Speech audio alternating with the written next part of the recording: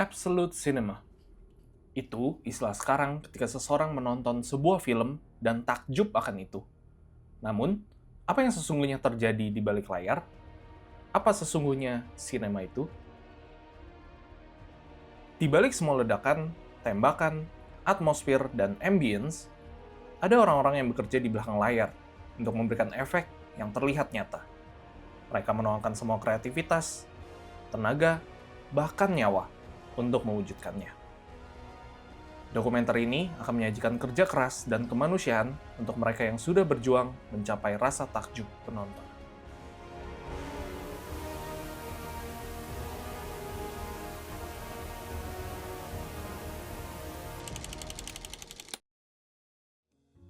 Tahun 2024, bioskop Indonesia mencatatkan total 126 juta penonton. Dari jumlah itu, 80 juta menonton film Indonesia. Untuk pertama kalinya, 65% pasar dikuasai oleh film lokal. Sepanjang tahun, Indonesia merilis 285 judul film dari total 540 judul yang tayang di bioskop. Dan untuk pertama kalinya, produksi lokal melebihi impor. Genre paling dominan dipegang oleh drama sebanyak 49,5% dengan 141 judul. Disusul horor dengan 30,5% dengan 87 judul. Sisanya adalah komedi, dokumenter, animasi, dan juga eksperimen baru dari sineas muda. Data dari Cinepoint menunjukkan 5 film lokal terlaris tahun 2024, yaitu posisi pertama dipegang oleh film Agak Lain dengan 9,1 juta penonton. Posisi kedua, Vina Sebelum 7 Hari dengan 5,8 juta penonton. Ketiga ada Kang Mak From Pimak dengan 4,8 juta penonton. Berikutnya adalah Ipar Adalah Maut dengan 4,7 juta penonton. Dan posisi kelima dipegang oleh Badara Wuhi di Desa Penari dengan 4 juta penonton.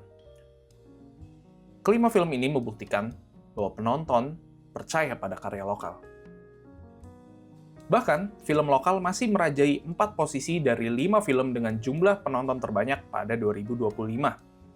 Posisi pertama dipegang oleh Jumbo dengan 10,1 juta penonton. Kedua ada Pabrik Gula dengan 4,7 juta penonton. Ketiga ada Petaka Gunung Gede dengan 3,2 juta penonton. Keempat ada Komang dengan 2,9 juta penonton. Dan kelima, Mission Possible The Final Reckoning dengan 2,2 juta penonton. Ini menunjukkan bahwa film lokal masih sangat bisa bersaing dengan film internasional. Di balik jutaan penonton, ada orang-orang yang bekerja diam-diam. Mereka menciptakan badai, ledakan, dan gerakan yang membuat cerita terasa hidup. Mereka jatuh, terbakar, terseret, lalu bangkit demi adegan yang hanya tayang beberapa detik. Ini adalah kisah tentang mereka yang tidak tampil di poster film, tapi menjadikan film terasa nyata.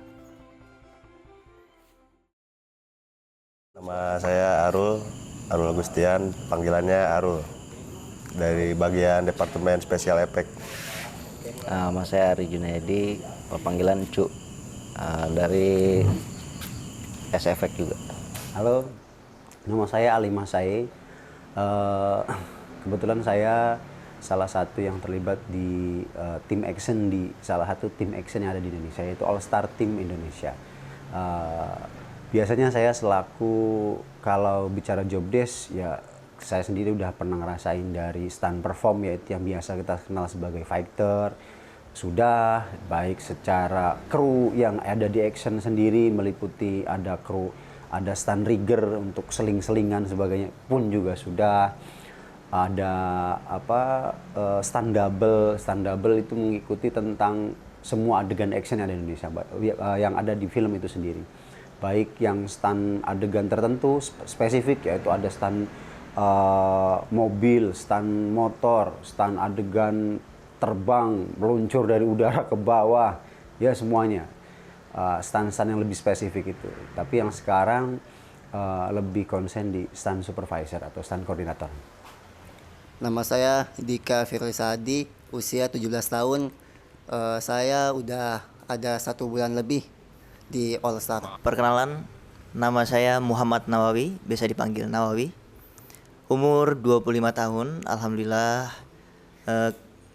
di All Star berjalan 2 bulan. Ya, hampir 2 bulan. Halo, perkenalkan nama saya Zidan. Usia saya 21 tahun. Saya udah kurang lebih 3 tahun di All Star. Oke, perkenalkan nama saya Fandi Faik. Membangun All Star dari awal. Nah, itu. Dari mulai yang ingat tuh saya Gundala ya. Gundala, terus Kabut Berduri, Sri Asih, Panggonan Wingit, sama The Shadow Stray. Apa lagi ya? Kalau di era aku sih, mungkin kan kita beda generasi ya. Kalau di era aku itu, Yang awal baru-baru pertamanya itu, aku Ya, ikut beda-beda. Sri Asih. Habis Sri Asih lanjut layar lebar series waktu itu Tira, habis Tira langsung Susana 2, Ya Susana. Om Jumat Kliwon. Terus Kabut Berduri, terus ada juga waktu itu Pemukiman Setan, terus Panggonan Wingit, KKN 2, Shadow Strikes, KKN 2, Malam Penjabut Nyawa, Pencabut Nyawa, terus Lembayung, Timur, terus banyak sih Om kita. Film-film yang udah pernah terlibat di dalamnya, saya coba sambil ingat-ingat dulu ya, yang terdekat aja. Mungkin dari The Night Come For Us, Foxtrot, apalagi Sim, Sebelum Iblis Menjemput, apalagi seperti Dendam, Rindu Harus Dibayar Sampai Tuntas, yang filmnya Valeri. Saya hampir justru agak-agak lupa ini tentang judul-judul. Valentine the Movie, yang kemarin ini Star Vision, Laut Merah, Laut Darah, itu ada Anak Kolong, ada Wanita Ahli Neraka, ada apa lagi ya? Ada terakhir sih kemarin ini tentang kecelakaan pesawat, judulnya Tukar Takdir. Mungkin itu aja kali ya. Kalau di list lumayan banyak. Sebelum terjun ke dunia perfilman, mereka hanya individu-individu yang menjalani kehidupan biasa. Mereka tidak ada yang menyangka tak bisa bekerja di set film yang besar dan megah. Kalau aku sih baru ya, masuk film tuh sekitar tahun 2020 awal pas Covid. Ya awalnya masih pelajar sekolah.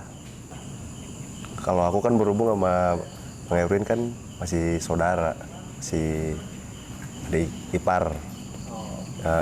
Jadi lulus sekolah langsung diajak kerja sama dia gitu. Proses emang udah agak lama dari masuk film tuh dari 2011. Ya dulu di departemen art dulu karena emang sering belajar di riggingan gitu, akhirnya ya gabung sama tim WinS Effect tuh dari 2013. Bicara tentang ketertarikan saya terlibat di sesuatu yang dimana sesuatu itu sebetulnya lebih rentan gitu ya, secara pekerjaan, secara apapun itu.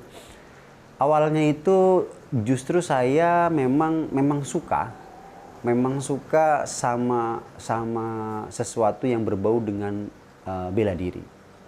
Berangkat dari situ. Begitu juga memang suguhan film itu memang dari dulu juga kita semua udah dapat input untuk itu. Jadi memang seneng aja kalau ngelihat film-film action yang sudah dikerjakan gitu sama pendahulu kita. Ya seru gitu. Memang mungkin satu ketertarikan juga untuk bisa terlibat di hal seperti itu. Lantas pertama kali itu saya justru nggak langsung terlibat dalam kebutuhan actionnya. Maksudnya action yang kita bicarakan yaitu tentang fighting, koreo dan lain sebagainya. Justru saya terlibat di action di awal itu lebih ke treatmentnya, teknis. Awal kenal All Star itu dari teman ke teman aja sih sebenarnya. Iya. Awal pertama kenal All Star itu dari teman ke teman. Kebetulan pas kerja di kafe udah berhenti, akhirnya diajak untuk masuk ke All Star, dan itu pun masih bingung karena kan kegiatan sehari-harinya itu cuma latihan. Akhirnya sampai saat ini udah ngerasain yang namanya syuting. Jadi saya memang sebelumnya pecinta bela diri ya. Ya pokoknya entah bentuknya bela diri apapun itu, mau silat atau boxing, pokoknya sifatnya mixed martial art apapun itu. Nah saya ikut, termasuk juga dulu sering main koreo. Nah nggak sengaja scroll di Instagram ada grup Stunt Fight Indonesia yaitu All Star. Akhirnya tertarik, wah coba deh ke sana. Nah itu tapi kita kan saya basicnya dari pondok pesantren ya. Nah saya ngirim atau yang ngutus satu orang lah untuk coba survei gimana di sana keadaannya. Ya alhamdulillah sampai sekarang. Nah nyampe sini luar biasa. 9, jangan di lock tangannya. Lurusin. 8, 7, speed. Ya, awalnya saya masuk All Star itu di antara secara sengaja dan tidak sengaja. Karena sebelumnya itu saya pas ketika waktu masih kecil pernah diajak sama om saya ke Jakarta Selatan ketika saya mendapatkan job di sana. Terus sampai sekarang saya mendapat ketertarikan untuk ikut syuting dan juga turun ke dunia entertain, dan sampai sekarang juga saya sudah terjun langsung ikut sama om saya di sini. Ya dibilang sulit enggak sih, kalau saya kan emang hobi gitu kan, hobi di teknik ya. Kalau hobi itu yang sulitnya bisa jadi gampang kan, karena kita hobi gitu kan, mau sampai nggak tidur lah gitu nyari ngulik gitu, pengen begini. Menurut tidaknya ya, karena kalau kayak main rigging tuh kan, kan kita harus emang benar-benar imajinasi kita kan yang main, jadi nggak ada apa ya bahasanya ya, itu aja yang ngulik sih om, yang lebih harus bisa sendiri gitu, harus bisa mikir sendiri. Kebanyakan dari mereka tidak memiliki pendidikan formal mengenai bidang mereka sebelum bekerja. Seorang dosen dan juga filmmaker akan memberikan sedikit cahaya akan hal ini. Oke, nama saya Insadi Joko Santoso. Saya seorang director dan director of fotografi, scriptwriter, pengajar, kepala divisi Pusdiklat Perfilman SDM Citra. Di Indonesia, standar kerja untuk profesi film sebenarnya sudah ada, namanya SKKNI. Namun, sayangnya pendidikan formal untuk sebagian besar profesi di dalamnya belum ada. SKKNI itu standar kerja Indonesia ya, itu ya lembaganya namanya BNSP. Itu mulai dari pemancing profesional, potong rambut, makeup, semua ada situ, di film juga ada di situ. Nah, tentunya BNSP tidak paham persis mengenai special effect, makanya dia meminta ada LSP, lembaga sertifikasi profesi yang mengerti betul apa itu special effect. Ya, untuk SKKNI itu semuanya bertemu. SKKNI atau Standar Kompetensi Kerja Nasional Indonesia menyusun 22 jabatan di bidang tata artistik, di antaranya penata special effects, armorer, hingga rigger. Meski sudah tertulis di dokumen resmi, belum ada jurusan atau pelatihan formal yang benar-benar mengajarkan semua ini. Praktisi film akhirnya belajar dari lapangan, tanpa sistem dan tanpa sertifikat. Terusnya dibuat kelas tersendiri ya, itu bagian dari spesialis, jadi bukan tapi tentunya akan membengkakkan operasional perguruan tingginya gitu. Jadi harus ada khusus seperti akademi yang memang khusus untuk special effect aja gitu. Jadi fokusnya di situ. Selama kayak Jogja Film Academy kan ada ya. Ini waktunya cuma ya itu. Jadi seperti itu. Tapi khusus untuk special effect baik yang non 3D maupun seperti yang fisik ya. Itu ada pendidikannya tersendiri. Itu nggak perlu S1 itu, stratanya bisa D2 atau D3 bisa. Pendidikan berbasis SKKNI bisa dimulai lewat kursus pendek, kolaborasi dengan komunitas, dan workshop industri. Dan kampus mempunyai peran penting untuk mulai membuka pintu itu. Itu nanti jatuhnya masterclass atau workshop ya. Workshop itu mentornya dari para pelaku special effect yang berpengalaman, dan kalau sertifikasi kan nggak perlu strata kan. Artinya orang itu dari autodidak bisa, dia certified ya dia certified. Dia nggak certified ya dari strata 2 atau strata berapapun, kalau nggak certified ya dia BK itu belum kompeten gitu. Seperti itu gitu. Jadi lebih tepatnya di luar jalur formal pendidikan, jadi seperti workshop, cinema camp ya. Cinema camp itu sama-sama menempati suatu tempat tinggal bersama 24 jam, itu saling interaksi, ada mentor, ada peserta gitu. Itu idealnya ya. Yang paling utama sih pasti squib ya. Squib udah pasti itu. Terus ledakan, riggingan juga ada. Sama ya kayak efek-efek angin, hujan. Yang paling sering sih itu. Kayaknya semuanya deh sering. Cara kerjanya ya kalau squib tuh ya intinya kerja kita harus, kalau squib tuh pengerjaannya emang rumit gitu kan, harus hati-hati kitanya. Cuman kalau berhasil ya kita bangga juga gitu bang, kalau kayak main squib, ledakan gitu kan. Karena kalau squib itu kan dia emang benar-benar bahan peledak kan isinya tuh. Harus serba hati-hati. Benar-benar safety gitu squib. Squib itu bahan peledak yang dia nggak ada efek api sama asap, nggak ada asap gitu. Squib itu jadi cuman ledakannya aja. Ya awalnya kita bikin detonator dulu nih, kayak pemantik gitu kan, pakai kabel kecil ini nih, pakai nikelin dulu, bikin casingnya, baru diisi bahan squib, diisi bahannya, ditutup lagi, hasil jadinya ya seperti ini nih, sebesar ini. Safety-nya ini kita pakai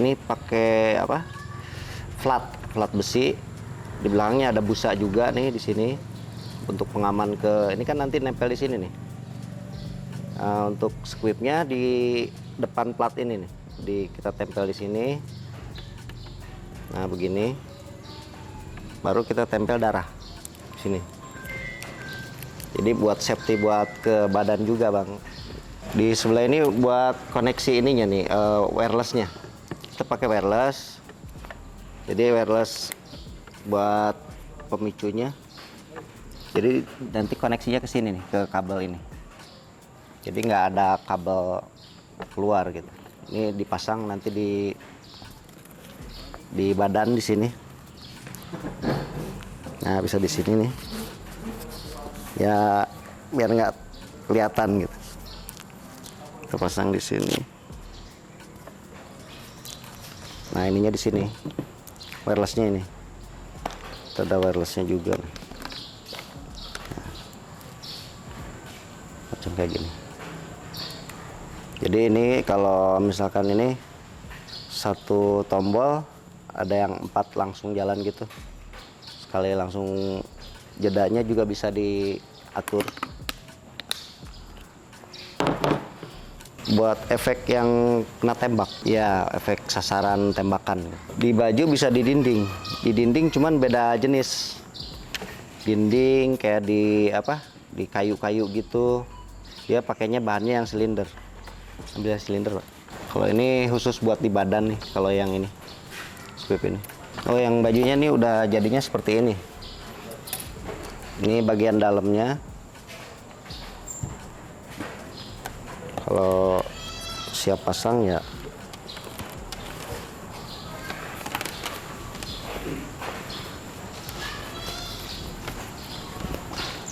nah seperti ini nih.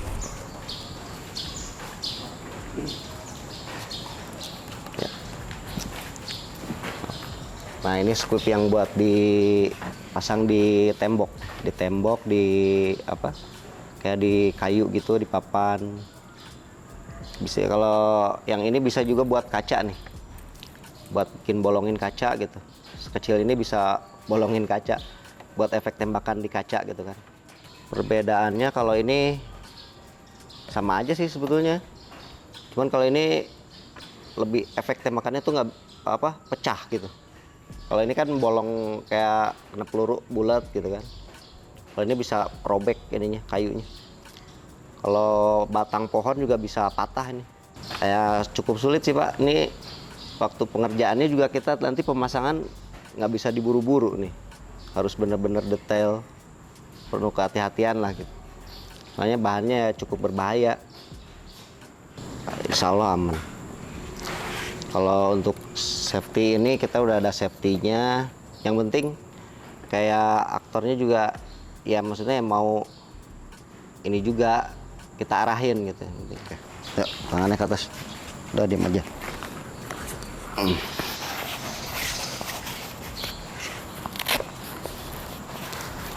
Kaosnya ya. Ya. Nah. Ini depannya. Balik-balik. Nah.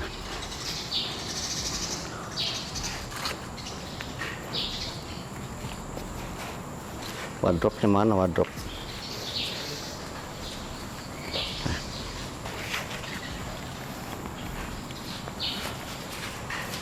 Tarik. Tahan.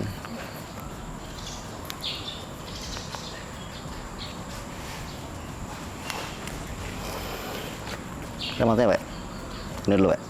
Sini dulu.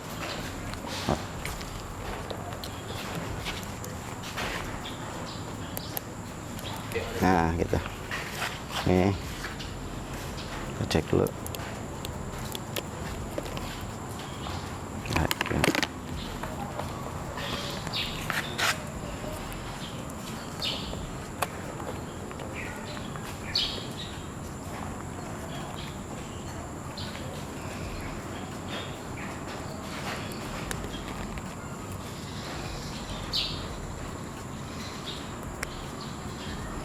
Tuh lagi.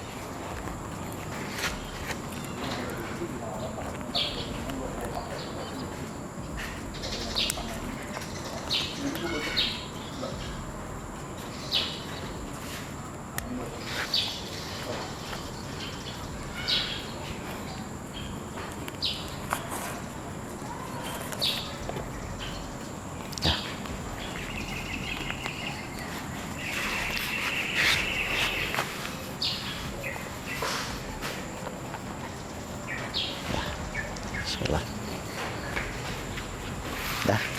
Sudah siap, Bang? Dah. Oke. Silakan. Udah pencet apa? Udah pencet, Bang, si yang ini. Ya. Satu. Ya, satu. yang ini. Ya. Ya. Ya. Oh. Ya, 3 2 1 aja ya. Nah. Oke, ya. Ya. 3 2 1.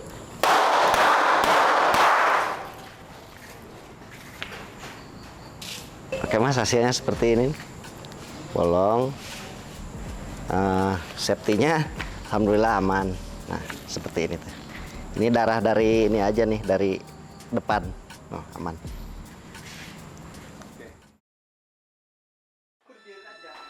Tidak dapat dihindarkan, mereka sendiri pernah mengalami pengalaman yang mengancam nyawa mereka di set. Maka yang saya coba akan share itu, yang agak lumayan itu saya pernah ngerasain waktu syuting Badik. Syuting Badik itu syutingnya di Makassar, di Sulawesi Selatan. Kita ngangkat tentang culture sana, budaya sana, yaitu Badik sebagai salah satu senjatanya teman-teman yang dari Makassar.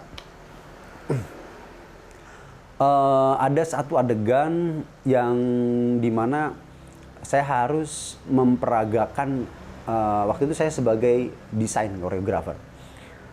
Saya yang mendesain dan tim yang mendesain koreonya.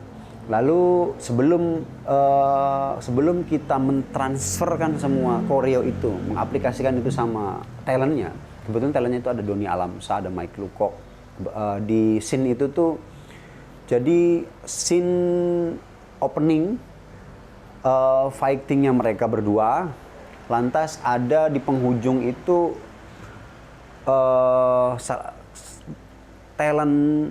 salah satu talentnya itu Doni Alamsyah. Doni Alamsyah harus lompat dari ketinggian sekitar saya kurang lebih berapa meter ya? Itu sekitar 25 meteran. 25 meter. Sebelum itu saya cek semuanya kan. Tentunya kita sebagai action dan terlibat dari segi produksi dan lain sebagainya, kita properin itu semua. Bagaimana di kedalaman air, bagaimana lompatan ketinggian air sampai reaksi di mana di ketinggian itu sampai berapa nyentuh di kedalaman gitu, dengan ketinggian sekitar 25 meter ini. Lantas semua yang berhubungan dengan apapun itu kita coba kontrol, kita coba maksimalkan tentang safety-nya. Nah, yang kebetulan yang saya mungkin yang lolos dari kontrol itu adalah di hari pertama itu semua alhamdulillah semua berjalan lancar. Di hari pertama berjalan lancar, oke. Lantas talent juga memperagakan itu dengan safety tentunya. Di hari yang berikutnya, di keadaan yang sama, untungnya saya coba cek lagi. Saya lompat lagi, saya peragakan itu dalam ketinggian, lompat. Kemarin waktu lompat itu nggak ada apa-apa, aman semuanya. Jadi di hari yang berikutnya pas saya lompat, rupa-rupanya di bawah ada batu. Jadi pas saya lompat, batu itu nggak nyentuh kaki. Jadi kalau batu ini tempat duduk saya ini di sini, saya agak ke depan. Kan tentunya kalau lompat itu terjunnya itu kan di kaki dulu, kalau posisinya kaki dulu maka semua kaki dulu langsung ngikutin badannya kita. Kebetulan pas saya kaki itu dia mentok di bagian pantat. Saya nggak tahu bahasa Indonesia yang lebih tepat daripada pantat itu apa. Nah, mungkin itu, jadi hampir kena tulang ekor, tapi itu aja sudah luar biasa.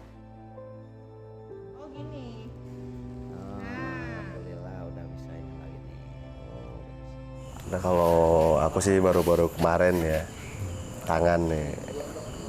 Ini kemarin kita lagi main squib. Tuh. Karena emang waktunya juga waktu itu kita dadakan, terus diminta agak buru-buru gitu kan. Diminta agak buru-buru kan sama direkturnya. Terus emang udah chaos juga, kita udah capek. Boleh ceritain lebih detail kronologi? Gimana ya? Itu Jadi pelajaran jadi aja. pelajaran aja sih. Ya nggak tahu kalau kesalahan dari kita juga gitu, mungkin Itu emang kita nggak kalau tahu itu juga. pure kesalahan dari aku aja. Banyak tantangan dalam mencapai tingkat keamanan tertinggi. Salah satu yang harus diberikan pada mereka adalah waktu. Ya dari pemasangan juga kita harus safety ya, banyak perhitungannya sih. Kalau main ledakan sama skrip tuh kita nggak bisa nggak bisa buru-buru juga pengerjaannya, harus benar-benar mateng gitu Pak. Nggak bisa tuh kita diburu-buru. Kita workshop dulu ya kan. Karena kalau main api nggak bisa diburu-buru, Bang. Iya. Di balik semua itu, mereka masih bertahan dan bekerja dengan segenap hati mereka. Kalau film sih aku lebih seneng yang itu tuh. Yang Kabut Berduri ya. Kemarin tuh yang sama Palari. Itu syutingnya satu seru sih. Nah, gimana ya ngelihat set-setnya aja lebih keren gitu untuk film. Terus karena emang itu Kalimantan juga kan, lokasinya full Kalimantan.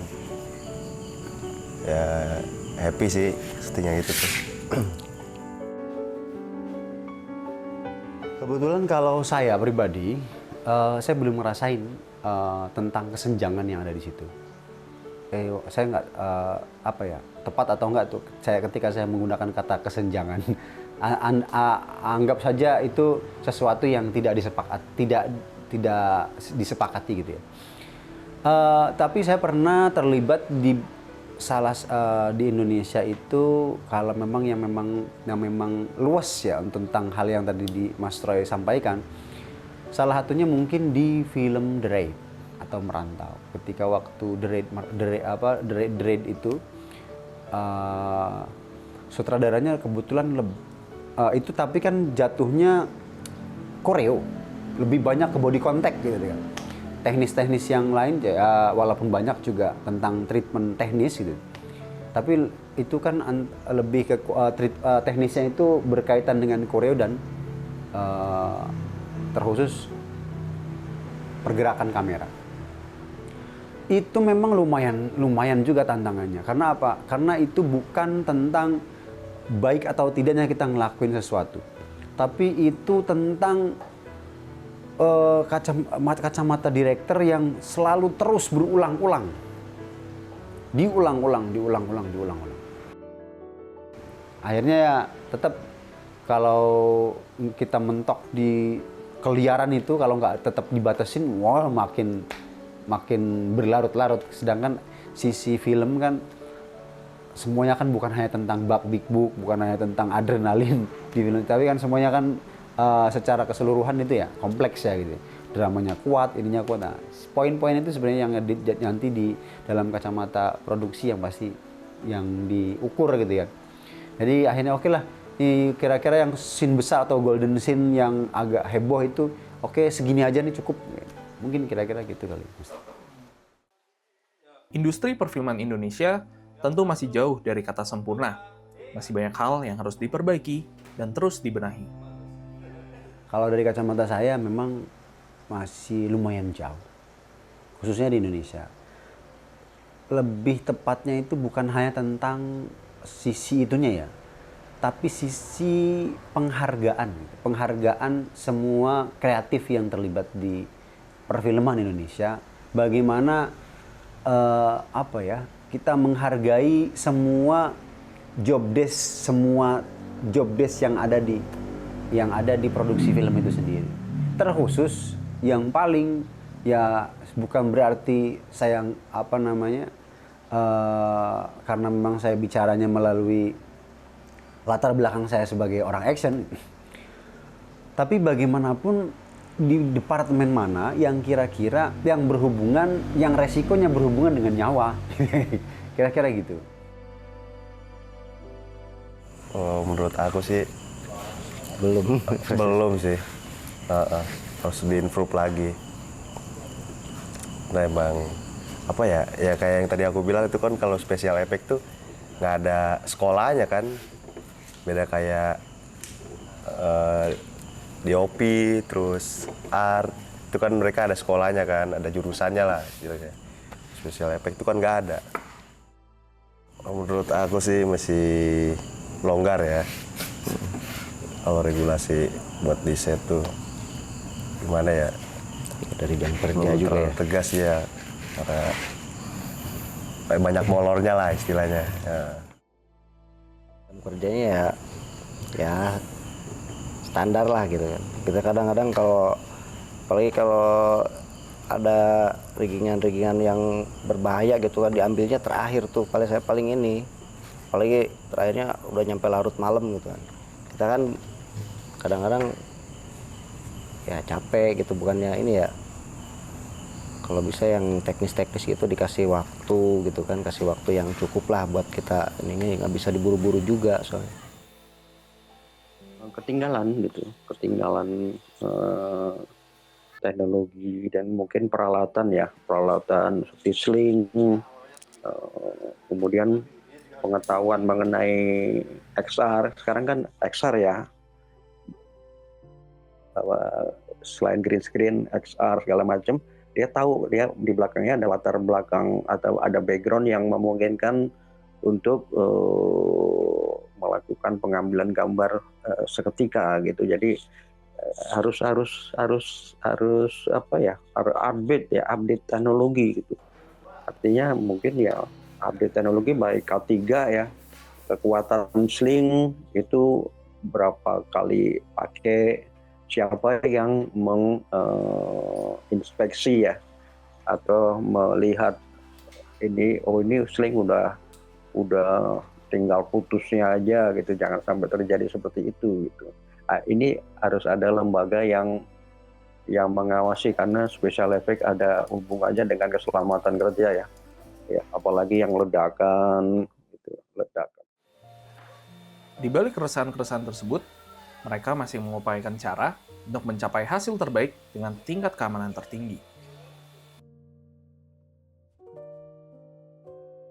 Koordinasi sih kita perlu itu ya sama tim manapun gitu, apalagi sama yang misalkan ada stand yang mau misalkan kena efek tembakan gitu, kita harus koordinasi benar-benar mateng gitu kan. Dari timingnya, dari safety-nya juga kita pikirin gitu kan. Benar-benar harus.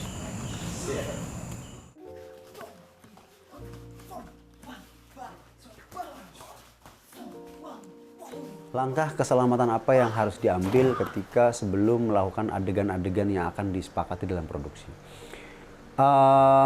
Kita pastikan dulu, kita lock dulu sebagai kreatif apa yang akan di lock oleh direktur kita. Karena itu kan sebuah konsep ya, memang konsep besar dalam film itu ya. Semuanya juga tentunya semua yang terlibat juga wasiknya sudah tentu teman-teman atau orang-orang yang besar. Maka kita pastikan dulu, karena masih kreatif itu masih liar, jadi pastiin dulu adegannya. Dari cerita yang mau di-create dalam bentuk visual ini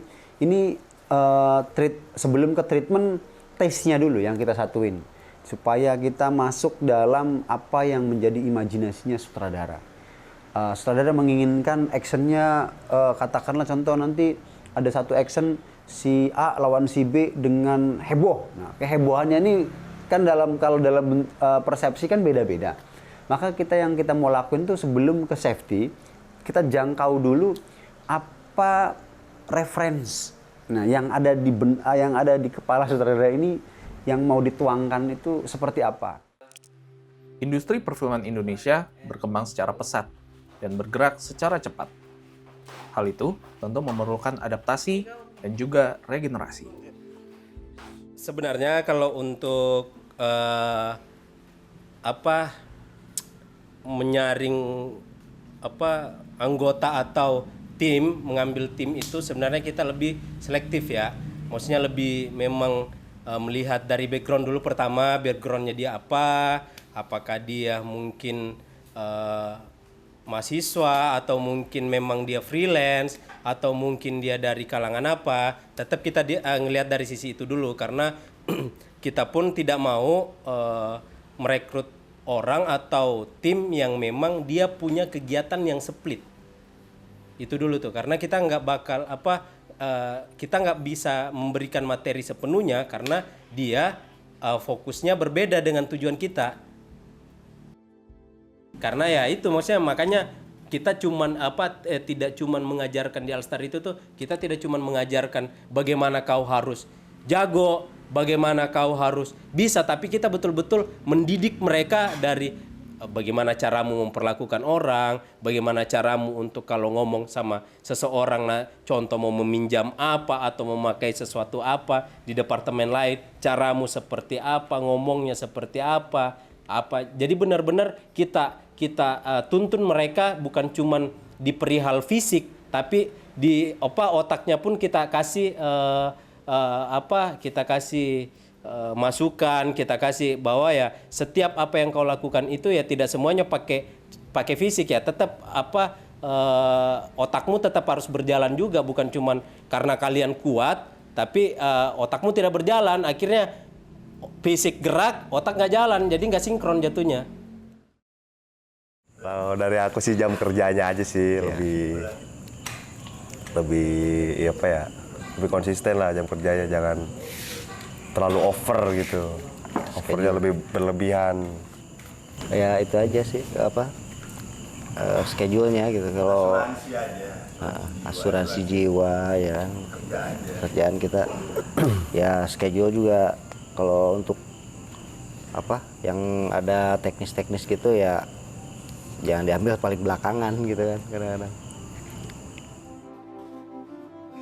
Tapi kalau ini tentang keseluruhan, baik talent, baik tentang semua kru dan lain sebagainya, saya rasa itu juga penting. Penting untuk dibekali. Kalaupun toh memang tidak ada pembekalan itu sebelum di preps atau di workshop, di praproduksi, atau paling enggak memang syukur-syukur pemerintah juga mengkampanyekan gitu kan itu semua. Jadi setiap departemen itu tetap nyampe ada hal gitu.